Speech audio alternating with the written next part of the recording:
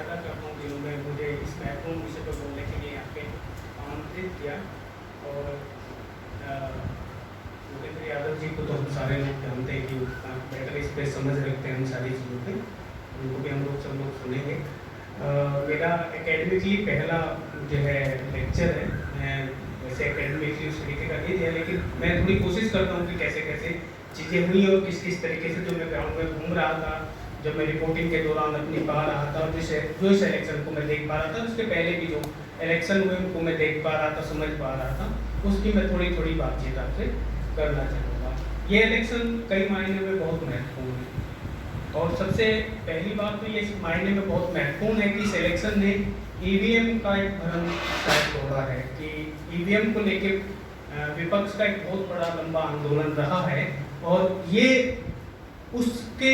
थोड़ा अलग गया है कि जो ईवीएम को लेके बहुत सारे लोग, जिसमें उदित राज जी या तमाम तरह उस तरह के लोगों ने बहुत सारे मूवमेंट किए, मतलब जंतर मंतर पर धरना प्रदर्शन किया है। तो उससे जो थोड़ा सा ये चीज़ें हैं कि इस इलेक्शन को वो करेंगे। मैं थोड़ा आप लोगों से उत्तर प्रदेश के बारे में बातचीत करूंगा कि उत्तर प्रदेश का हम लोग इलेक्शन कैसे चल रहा था और किस तरीके से देख पा रहे थे, और उसके किस तरीके के रिजल्ट आ रहे थे। एक तो सवाल बनता है कि क्योंकि बीजेपी का जो अगर हम देखें तो सबसे महत्वपूर्ण अगर कोई जगह थी तो उत्तर प्रदेश थी। लोग मान रहे थे कि उत्तर प्रदेश उनका बहुत मजबूत है, यहाँ पे योगी जी है और बुलडोजर बाबा के नाम से उनको जाना जाता है, उनका लॉ एंड ऑर्डर बहुत महत्वपूर्ण समझा रहा था। उसके बावजूद भी जो इलेक्शन था उत्तर प्रदेश का, वो बहुत ही बदली हुई दिशाओं में हमें दिख रहा था। उसमें ये चीज़ें थी कि अखिलेश यादव का जो एक रोल था वो बहुत इम्पोर्टेंट था कि अखिलेश यादव उसमें किस तरीके से काम कर रहे थे और किस तरीके से समाजवादी पार्टी उस पूरे इलेक्शन को ले रही तो दिख रही थी। एक ये भी बात है कि अखिलेश यादव जब से पार्टी के राष्ट्रीय अध्यक्ष बने थे अपनी पार्टी के, तब से वो उसके बाद में उनके लिए बहुत महत्वपूर्ण इलेक्शन है, क्योंकि उनका जो अच्छा परफॉर्मेंस था इस इलेक्शन में बहुत बेटर रहा है बाकी के और इलेक्शन के मुकाबले। अब ये चीज़ें हैं कि ये कैसे शुरू हो रहा है, किस तरीके की चीज़ें हो रही थी पार्टी के अंदर, ये किस तरीके का चल रहा था। तो पहले तो एक चीज़ थी कि बीजेपी के जितने भी सांसद थे जो 19 में जीत के आए थे, उनके खिलाफ में या जो 14 में भी जीते थे, उन सब के खिलाफ में एक भारी एंटी इनकम्बेंसी तो थी। ग्राउंड में उनके खिलाफ जनता में बहुत सारा गुस्सा था, और उसको यहाँ के लोग, कई बार मीडिया के लोग या दिल्ली के लोग उसको समझ नहीं पा रहे थे, इसलिए जो है कोई उस तरीके से बोल नहीं पा रहा था। और एक दूसरी ये चीज़ थी कि बीजेपी की हमेशा एक ऐसी हवा रही है कि बीजेपी हर बात को इस तरीके से हवा बनाने में कामयाब रही है मीडिया के द्वारा कि वो 400 पार कर रही है, वो बहुत बड़ा मैंडेट लेके आ रही है। तो इस पे इंटेलेक्चुअल भी जो थे और पत्रकार भी थे वो डरे हुए थे, वो ये बात कहने से बहुत डरे हुए थे कि वो ये कह पाए कि नहीं बीजेपी की हालत बहुत अच्छी नहीं है और बीजेपी बहुत अच्छा करने नहीं जा रही है। इस बात को लेकर वो उनके अंदर एक अलग डर था, क्योंकि वो 2-3 बार झूठे साबित हो चुके थे, और इस बार भी अगर वो झूठे साबित होते तो उन्हें लगता है कि हमारी जो इंटेलेक्चुअल क्रेडिबिलिटी है वो खत्म हो जाएगी। जो एक समाज में विश्वसनीयता बनती है आपकी बुद्धिजीवी होने की, उस पर लोग कहेंगे कि नहीं ये तो ये फालतू की बात करते हैं, और ये देखिए ये लोग कुछ और बात करते हैं और रिजल्ट यहाँ पे कुछ और आ जाता है। अब इसमें सवाल आता है कि इस तरीके की जो पृष्ठभूमि थी, इस तरह की चीजें थी यूपी में जो है कि वो आई कैसे, या वो कैसे हुई, वो सारी की जो चीजें थी वो किस तरीके से चल रही थी। तो मैं मानता हूं कि 2024 के इलेक्शन में जो बीजेपी से जो सबसे पहली बड़ी चूक थी वो थी राष्ट्रीय लोकदल से उसका जो है गठबंधन होना। बीजेपी इस बात को समझ ही नहीं पाई कि वो जब बीजेपी 2014 से 2024 तक नॉन जाट, नॉन यादव और नॉन जाटव आप मूवमेंट क्रिएट कर चुके हैं, तो आप अपने वोटर को, जो वोटर आपको जाट की वजह से, जाट पार्टी के डर की वजह से आपकी तरफ आया था, वो वोटर दोबारा सपा की तरफ चला जाएगा, ये उनको उस बात का अंदाजा नहीं था। और क्योंकि बीजेपी ने अपना एक नारा दे दिया था कि इसको 400 पार करना है और 400 पार लाना है, तो उसके प्रेशर में वो अपने एलाई खोज रहा था। तो उस एलाई में उसका जो पहला एलाई था, जो उसके फर्स्ट फेज में चुनाव थे जिस गठबंधन से की पार्टी के साथ में, उससे बहुत उसका नुकसान हुआ। और ये हुआ कि बीजेपी अपने पहले चरण में यूपी की 8 में से 7 सीटें हार गई, और इसका बहुत बड़ा ग्राउंड पे इम्पैक्ट पड़ा, क्योंकि जो अब तक जिन जातियों ने आपको वोट करने नहीं दिया, जो बीजेपी के ईबीसी थे या नॉन जाट अदर ओबीसी हैं, उसमें थोड़ा गुज्जर को अगर हम छोड़ दें, उसके बाद में वहाँ पे जो कश्यप है, वहाँ पे जो सैनी है, वहाँ पे जो नाई है या प्रजापति है, वो जो जातियाँ थी जो बीजेपी की तरफ गई थी, वो सारी की सारी की सब जातियाँ वो दोबारा मुंह करके सपा की तरफ जाने लगी, क्योंकि उनको लगा कि देखिए इन्होंने क्या किया, हमारे ऊपर जो है उन्हीं जातियों को ला के रख दिया जिनसे हम इनके साथ में रहते हैं, जिनसे हम अपनी सामाजिक सुरक्षा फील करते थे। क्योंकि इन जातियों का सबसे बड़ा सवाल था अपना जो है सामाजिक सुरक्षा, आत्मसम्मान, इनकी अपनी डिग्निटी के सवाल, इनके अपने रिप्रेजेंटेशन के सवाल, इस सवालों को लेके ये बहुत मुखर रहे हैं। और इनकी छोटी छोटी पार्टियां हम देखते हैं, जैसे कि ओम प्रकाश राजभर की पार्टी सुभाषपा, या संजय निषाद की पार्टी है निषाद पार्टी, या फिर तारा सिंह प्रजापति की पार्टी है जो है, या फिर जो है बाबूराम पाल की पार्टी है उदय पार्टी। ये इस तरीके के लोग हैं जो कि छोटे छोटे दल बना के इस तरीके से अपने लोगों को कहते हैं कि हमारे इश्यूज पे भी आप कुछ सोचिए या समझिए। तो ये सारी की सारी चीजें चल रही थी। बीजेपी ने देखिए 2014 का इलेक्शन थोड़ा हम मानते हैं कि थोड़ी एंटी इनकम्बेंसी थी कांग्रेस गवर्नमेंट के खिलाफ में, और उसके बाद बीजेपी ने वो इलेक्शन जीता था। लेकिन उसके बाद में जो बीजेपी के सारे इलेक्शन है उत्तर प्रदेश में या और जगह पे भी, तो आप उसको देखेंगे कि उसका एक बहुत अच्छा मैनेजमेंट है। 2017 में बीजेपी ने कम से कम जो है 50 से 100 के बीच में बड़े नेताओं को बसपा के जो है भाजपा ज्वाइन करा, और जब वो जीत के आते हैं 17 में, तो बीजेपी की जो कैबिनेट बनती है वो करीब 40% कैबिनेट बसपा की ही कैबिनेट थी।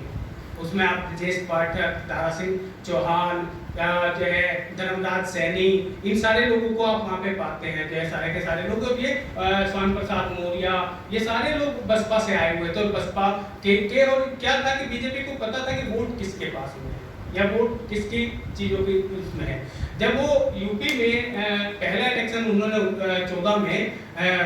वाजपेयी जी के नेतृत्व में, जो कि इनके प्रदेश अध्यक्ष थे, उनके उसमें जीत लिया, लेकिन उनको लगा कि 17 में ऐसे नहीं जीत पाएंगे। तो 17 के लिए उन्होंने जो है ओबीसी की जातियों को इकट्ठा करने के लिए केशव प्रसाद मौर्य को अपनी पार्टी का अध्यक्ष बनाया और उसको पूरे उसमें घुमाया, कहा कि नहीं देखिए कि हम ओबीसी एक चेहरा लेके आए। एक बात आप लोग बहुत गौर से जानते होंगे सारे के सारे लोग कि मोदी को हमेशा ये कहना पड़ता है कि मैं ओबीसी, और कई जगह वो अपने आप को अति पिछड़ा भी कहते हैं, कई जगह पिछड़ा कहते हैं, कई जगह अति पिछड़ा कहते हैं कि मैं पिछड़ा हूँ, अति पिछड़ा हूँ। ये आप देखें कि जब से बीजेपी गवर्नमेंट आई है 14 में भी, 19 में भी और अब भी, वो तब से ही वो नंबर देने की कोशिश कर रही थी। देखिए हमारे पास हमारे कैबिनेट में इतने ओबीसी हैं, कि हमारी कैबिनेट में इतने एससी हैं, देखिए हम इतना लोगों को रिप्रेजेंटेशन दे रहे हैं, या हम इन लोगों को रिकॉग्नाइज करके लेके आ रहे हैं। मैं जो है 22 के इलेक्शन में जब घूम रहा था, बनारस में घूम रहा था, तो मैं ये बात कर रहा हूँ कि वो किस तरीके से किन किन जातियों में किस तरह से वो वर्क कर रहे थे। तो 22 के इलेक्शन में क्या था कि मैं खोजवा मार्केट है, मैं वहाँ पे गया, तो वहाँ पे करीब एक जो है ठटेरों की कॉलोनी है, और उसमें ठटेरों का नंबर होगा कम से कम, वो बताते कि 4000 वोट उनका है, ठटेरे और कसेरे। इन दोनों का काम था, एक का तांबे का बर्तन बनाना, एक के पीतल के बर्तन बनाना। लेकिन क्योंकि अब वो जरूरत के काम नहीं रहे तांबे और पीतल के बर्तन हमारे, तो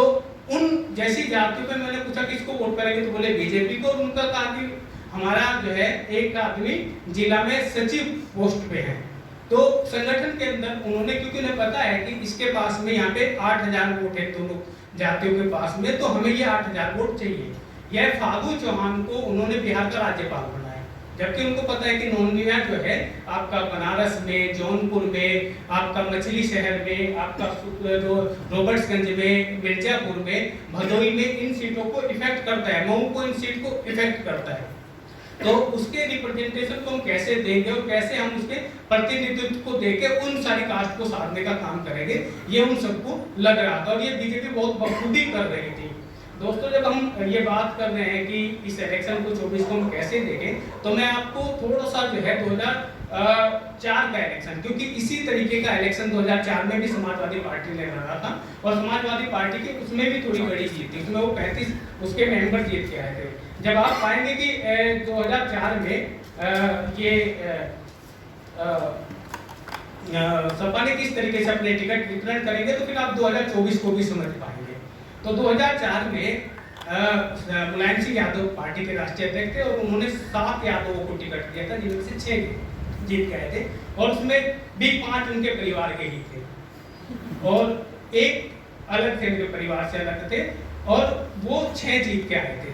उसके बाद में उन्होंने जो है सबसे पहला अगर हम देखें तो सपा का जो एलआई रहा है वो ठाकुर, मुस्लिम और यादव रहा है, हमेशा उन्होंने बनाया। आप जब भी पाएंगे 2012 की कैबिनेट अगर आप अखिलेश यादव की उठा के देख लेंगे तो उसमें 6 यादव कैबिनेट मिनिस्टर और 5 ठाकुर कैबिनेट मिनिस्टर है। आप मुलायम सिंह यादव की अगर 89 की भी कैबिनेट मिनिस्ट्री ले लेंगे तो उसमें 3 ठाकुर हैं, 2 कुर्मी हैं और 1 यादव है। तो वो कैबिनेट वो उनका एक कास्ट कॉम्बिनेशन उस तरीके का बना के चलते थे। एक राम शरण जो है, राम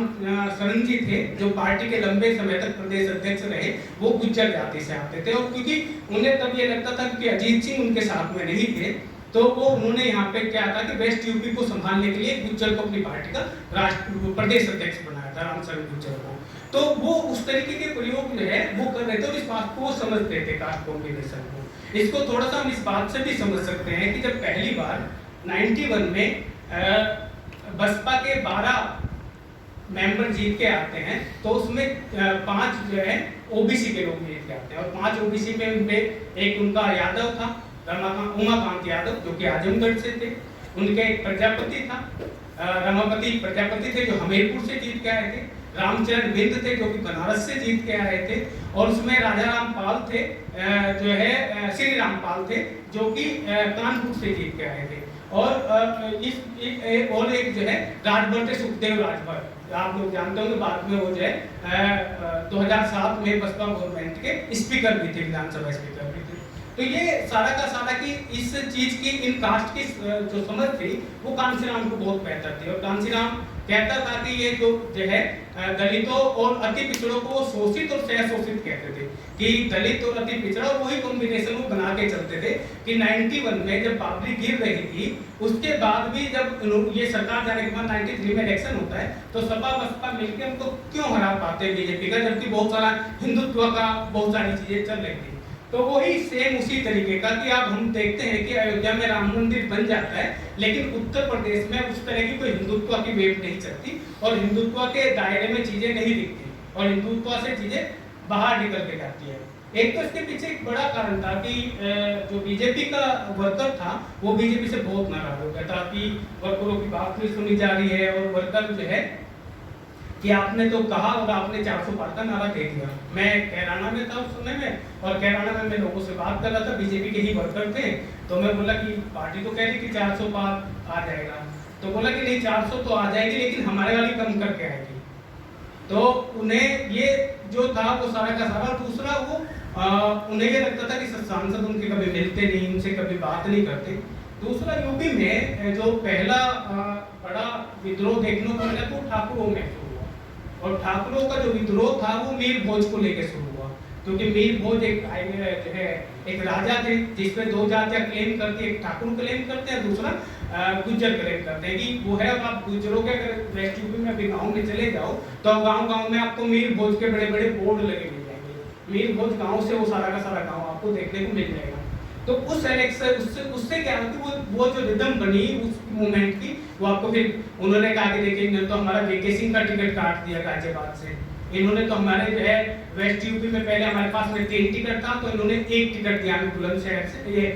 मुरादाबाद से, और वो भी हम हार रहे हैं। तो उसको लेके बहुत नाराजगी शुरू हुई। फिर उसके बाद में जो अति पिछड़ी जातियां थी, क्योंकि आप जाट को लेके आगे जाट पार्टी को, तो फिर कश्यपों में, प्रजापतियों में, नाई में, जोगी में, इन सारी जातियों में भी एक विद्रोह शुरू हो गया कि नहीं यार ये तो जो है हम जिनकी सुरक्षा के लिए आपके साथ जा रहे थे आप उन्हीं को हमारे ऊपर ला के रख रहे हैं और हम उसी की वजह से चीजें शुरू हुई। फिर उसके बाद में अगर आप देखें कि अखिलेश यादव ने 2022 का इलेक्शन बहुत सारी पार्टियों को लेके लड़ा था, उसमें भाजपा उसके साथ थी, उसमें जो है जनवादी पार्टी उनके साथ में थी, उसमें जो है महानदल उनके साथ में था, उनके बाद जो है पल्लवी पटेल का अपना दल जो कमेरावादी था वो उनके साथ में था, और वैसे भी उनके बहुत सारी चीजें थी। और इवन यहाँ तक कि कम से कम जो बसपा से लास्ट टाइम में बहन जी ने अपनी पार्टी से अपने करीब 12-13 विधायकों को निष्कासित किया था, वो सारे भी सपा ही आए थे। उसमें वो सारे के सारे लोग वहाँ पे आ गए थे और वो सारे उनके बावजूद भी सपा उतना अच्छा परफॉर्मेंस जो है 22 के इलेक्शन में नहीं कर पाई, क्योंकि वो 24 में कर पा रही है। तो वो जो उसका कास्ट कॉम्बिनेशन था, ये जो चीजें थी, इवन आप इसको इस बात से समझिए कि मैं 22 के इलेक्शन में मिर्जापुर में था और वो एक यादव लड़का बाइक से आता है और एक चौरसिया की दुकान पे निकलता है और बोलता है वो चौरसिया का पान लगावा, अब तो सरकार आवत हुआ। तो ये वो जब वहां से चला जाता है तो वो बोलता है कि भैया ये नहीं आने चाहिए, चाहे कोई भी आ जाए। तो उस तरह की जो चीजें हो रही थी और वो अपना लाल सा गमछा बांध के सर पे जो है थोड़ा उसमें ताव में आके मतलब वो दिख रही थी चीजें। तो इससे अति पिछड़ी जातियों को बड़ा डर लग रहा था कि अगर ये आएंगे तो ये वैसा ही करेंगे जैसा पहले हो रहा था, क्योंकि चीजें आ रही थी खबरों में जो चीजें हो रही थी। लेकिन आप इस बार देखिए कि अखिलेश यादव ने गमछे का रंग भी बदल दिया था।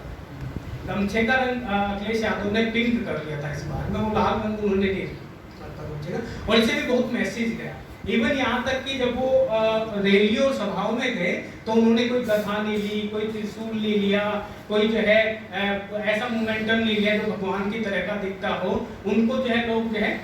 पीडीए का कुछ दे रहे थे, कहीं नाव उनको भेंट की जा रही थी, कहीं पे उनको जो संविधान की प्रस्तावनाएं भेंट की जा रही थी, अम्बेडकर की मूर्ति दी जा रही थी या लोहिया जी की मूर्ति दी जा रही थी, मुलायम सिंह यादव की तस्वीरें भेंट की जा रही थी। तो वो सारे का सारा चीजें चल रहा था। और ये चीजें जब हो रही थी यूपी में, तो यूपी में जब आप लोगों को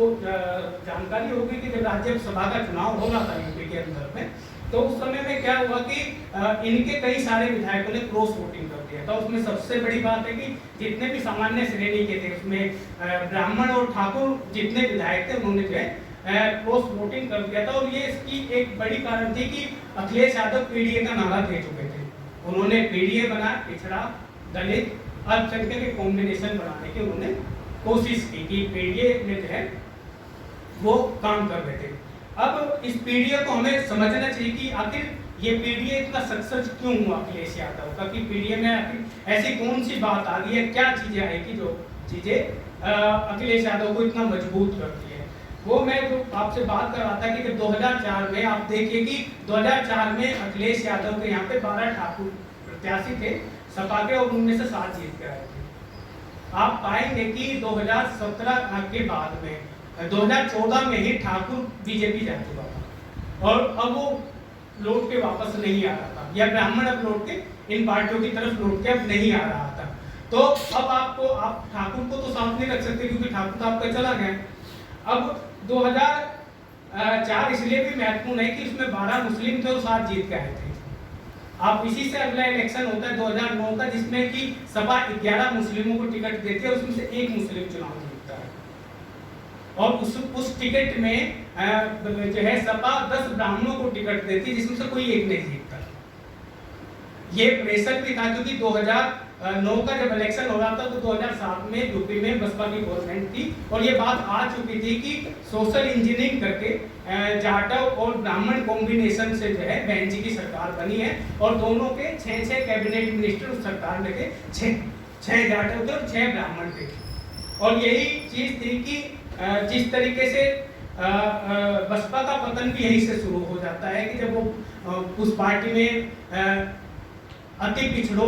की बजाय ब्राह्मणों को थोड़ा वो ज्यादा तरजीह देती है बहन जी, क्योंकि आपका पूरा मूवमेंट जो है उनके खिलाफ रहा है और आप उसी पार्टी को उन सारे लोगों को जब आप रख देते हैं तो उसी के बाद आप उस पार्टी का पतन देखते हैं, उसका वोट जो है बार बार नीचे कम होता चला जाता है। और यही चीज थी कि उसी 2007 के रिजल्ट का परिणाम था कि मुलायम सिंह यादव भी अपनी पार्टी के अंदर 10 ब्राह्मणों को टिकट देते हैं और उसमें से कोई एक नहीं जीत। तो सेम कंडीशंस ये हो रही थी, इस चीज को हम देख रहे थे। और इसके बाद में 2014 के इलेक्शन में अखिलेश यादव ने 2009 में भी और 2013 में भी 14 में भी 13 यादवों को चुनाव लड़ा है। तो ये भी एक असर था कि और ओबीसी जातियां ये मान रही थी कि हमारी हिस्सेदारी यहाँ पे उस तरीके से नहीं है, तो उनके साथ में उस तरह से वो नहीं जा रहे थे। और 2014 में भी जब 2019 में भी जब अखिलेश यादव के पास में 35 सीटें थी तब भी उसने अपनी पार्टी से उन्होंने जो है 11 यादवों को टिकट दिया। तो इनका परिणाम हम देखने में आ रहे थे कि सपा बसपा का गठबंधन, सपा बसपा और लोकदल का गठबंधन भी और जनवादी पार्टी, इन 3-4 पार्टियों के गठबंधन होने के बाद भी वो उतना अच्छा रिजल्ट नहीं कर पाई। और जबकि अब अखिलेश यादव के पास में ना तो कोई एलाई था, ना कोई वो था, बल्कि लास्टली आप देखिएगा जब 4 फेज के चुनाव गुजर चुके थे और मोदी जी को और अमित शाह को, जेपी नड्डा को लगने लगा कि आप बनारस भी हार जाएंगे, तो उन्हें संजय चौहान को भी अपने यहाँ पार्टी में, संजय चौहान और केशव मौर्य का भी उनको गठबंधन करना पड़ा। और ये गठबंधन सबसे आखिरी में हो रहा था जब केशव मौर्य को और संजय चौहान को लोग अपने यहाँ लेके आते थे और वो इस बात की इंपोर्टेंस समझते थे, उस बात का समझते थे कि इन जातियों के पास में वोट है, क्योंकि चौहानों के पास भी बनारस में करीब जो है उस लोकसभा में 50,000 से ज्यादा ही वोट है। तो वो एक छोटे छोटे वोट का क्या महत्व हो सकता है, किस तरीके से उनको लग चुका था कि यादव, कुर्मी, मुस्लिम और भूमियार हमें बनारस में वोट नहीं कर रहा है। अगर ये चाहते हैं, और इवन यहाँ तक हुआ कि जो है 4 दिन पहले इलेक्शन के, वोटिंग के 4 दिन पहले तक उन्होंने कई जातियों के सम्मेलन किए, खासकर भूमियारों के तो सबसे ज्यादा सम्मेलन किए उन्होंने। भूमियारों के किए, निषाद के किए, बिंद का किया, प्रजापतियों का किया, विश्वकर्माओं का किया, राम आश्रय विश्वकर्मा, ये हंसराज विश्वकर्मा उस पार्टी के लंबे समय से वहाँ पे जिला अध्यक्ष है, जो कि करीब मुझे लग रहा है कि जब से मोदी जी वहाँ के लोकसभा सदस्य है तभी से जो है हंसराज विश्वकर्मा वहाँ के जो है जिला अध्यक्ष है। और अगर आप बात देखेंगे तो वैसे तो जो है विश्वकर्माओं का अगर वोट देखेंगे उस लोकसभा में तो आपको देखने को मिलेगा कि मुश्किल से 20,000 होगा, लेकिन क्योंकि उसके साथ में जो एसोसिएशन बनता है बिंद का या और जातियों का, वो उससे कंफर्टेबली मिल पाते हैं। अगर वही कोई भूमियार उसका जिला अध्यक्ष होता या कोई ठाकुर उसका जिला अध्यक्ष होता तो शायद वो जातियां उससे उस तरह की अपनी बातचीत नहीं कह पाती। तो हम जब पाते हैं कि अखिलेश यादव जो है ने क्या किया कि 2022 के इलेक्शन का जो रिजल्ट था उसको आप देखें कि 2022 में ओबीसी में सबसे ज्यादा कुर्मी जीत के आता है, वो दोनों पार्टी में इधर भी और इधर भी। और आप इसका असर लोकसभा इलेक्शन में भी देखते हैं कि अखिलेश यादव 10 कुर्मियों को टिकट देते हैं। फिर उनके पास में जब उनको लगा कि हमारा वोट जो बैंक है ठाकुर तो अब आपके पास नहीं, अब आपको दूसरा एक वोट बैंक को के लाना है, तो पहली बार जो कुशवाहा, साके, मौर्य वोटर था, जो वोटर सबसे पहले बसपा का हुआ करता था, क्योंकि वो जाति अपने आप को बौद्ध धर्म से, अशोक से, चंद्रगुप्त मौर्य से अपने आप को जोड़ती है। और कांसीराम जब मूवमेंट लेके आ रहे थे और वो उन्हीं लोगों के मूवमेंट को लेके आ रहे थे, गौतम बुद्ध के मूवमेंट को लेके आ रहे थे, ये तो वो जाति उनके साथ रही, लंबे टाइम तक उनके साथ रही। 12 में वो सपा गई थी, लेकिन 12 में जब उनको नहीं लगा तो उसके बाद में जब केशव मौर्य को बीजेपी अपना अध्यक्ष बनाकर घुमाती है तो उन जाति को लगा कि अब हमारे पास मौका है कि हम अपना चीफ मिनिस्टर चुने। तो उस जाति का जब चीफ मिनिस्टर चुनने की बात आई तो उन्होंने घूम घूम के उस जाति ने वोट किया। अब यही चीज दिखती है कि इस नए वोटर को अखिलेश यादव ने सपा से जोड़ा, उनको 6 टिकट दिए, जिसमें से वो 3 जीते और 2 को भी 2 बहुत ही कम अंतर से हारे। 2 एक 4,000 से हारे और एक जो है 2,000 वोटों से हारे। हालांकि अखिलेश यादव को तो उसमें आरोप है कि ये डीएम ने हमें जो है धांधली करके हराया उन 2 सीटों को। तो ये एक नया वोटर वो जोड़ के देख रहे थे। एक छोटी छोटी जो सेगमेंट होते हैं, जो छोटे छोटे इशूज होते हैं, कन्नौज के सांसद थे सुब्रत पाठक और वही का एक नेता है सतीश पाल, और वो पहले बसपा के जो है मंत्री हुआ करते थे, लेकिन फिर बाद में वो भी बीजेपी चले गए। वो भी कन्नौज से टिकट मांग रहे थे, लेकिन उन्होंने उनको जो है सुब्रत पाठक ने सीधे सीधे फोन पे गालियां दी। और ये बात व्हाट्सएप से इतनी वायरल हुई कि पूरे के पूरे एक आगरा की सीट को छोड़ के जहाँ पे एसपी बघेल चुनाव लड़ रहे थे, पूरा का पूरा जो है पाल जो है बीजेपी के खिलाफ चला गया इस बात पे कि हमारे नेता को आपने गाली दी है, क्योंकि इन जातियों के लिए आत्मसम्मान सबसे पहला इशू है। आप अगर देखेंगे बहन जी का ट्वीट अगर आप कभी उठा ले, अखिलेश यादव का ट्वीट उठा ले या ओम प्रकाश को उठा ले, तो सबसे पहली बात ये करते हैं कि हमारे आत्मसम्मान का मसला है राजनीति, कि ये पूरा जो प्रतिनिधित्व का सवाल है। ये सारे लोग उसी पे खोजते हैं कि अगर हमारा सेल्फ रेस्पेक्ट नहीं होगा तो हम मतलब नहीं जाएंगे। और आज तक इनकी लड़ाई, सबसे बड़ी लड़ाई इनकी कई मुद्दों को छोड़ के, रोजगार या महंगाई या उन सारे सवालों से हट के, ये अगर इस पे बात करते हैं तो ये सबसे पहली बात करते हैं आत्मसम्मान पे। तो इस आत्मसम्मान ने पूरे पाल वोट को शिफ्ट किया सपा की तरफ। और अखिलेश यादव जब इस बात को समझ पाए तो आप देखिएगा जब 3 चरण गुजर चुके थे तो 3 चरण के बाद में उन्होंने श्याम चरण पाल को जो है अपनी पार्टी का प्रदेश अध्यक्ष बना दिया, नरेश उत्तम पटेल को हटाकर, और उसके बाद तो वो वोट और ज्यादा उनकी तरफ जो है शिफ्ट किया। और इस तरीके से अखिलेश यादव में कुशवाहा, पाल और उसके बाद में जो है